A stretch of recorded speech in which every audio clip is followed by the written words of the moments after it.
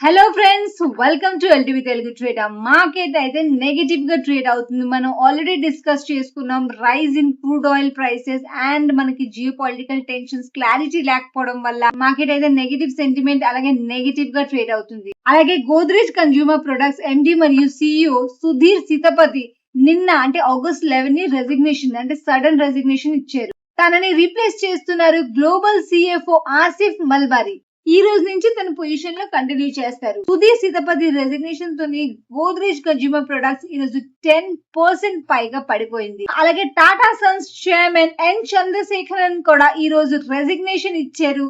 తన tenure complete అయిపోయిన తర్వాత రీ అపాయింట్మెంట్ అయితే తీసుకోవట్లేదని తను చెప్పారు.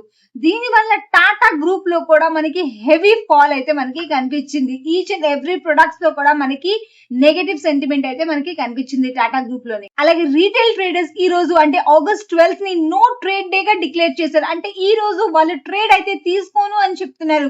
బికాస్ సిఏఎస్ వల్ల వాళ్ళకి చాలా లాసెస్ అయితే ఫేస్ చేస్తున్నారు. వాల్యూమ్ వెయిటెడ్ ప్రైస్ నుంచి సడన్ గా ఒక క్లోజింగ్ ప్రైస్ డిసిషన్ వల్ల వాళ్ళకి హెవీ లాస్ అయితే ఫేస్ చేశారు. అలాగే హై ఎస్టిపి కూడా టార్గెట్ చేస్తున్నారు వాళ్ళు ప్రొటెస్ట్ లోని.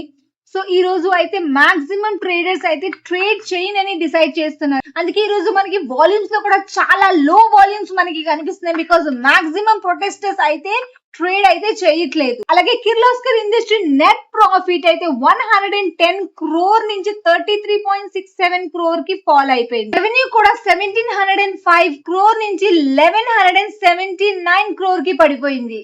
కొన్ని stocks like Hindustan Zinc, Bansal Wire ఇవన్నీ వాల్యూమ్స్ లేక ఈ రోజు పడిపోయాయి. సో ఫైనల్ గా rise in crude oil prices, global sentiments మరియు like resignation, chairman's resignation plus unusual volumes, strikes ఇవన్నీ కలిపి మనకి నెగటివ్ సెంటిమెంట్ అయితే ఈ రోజు కనిపిస్తుంది.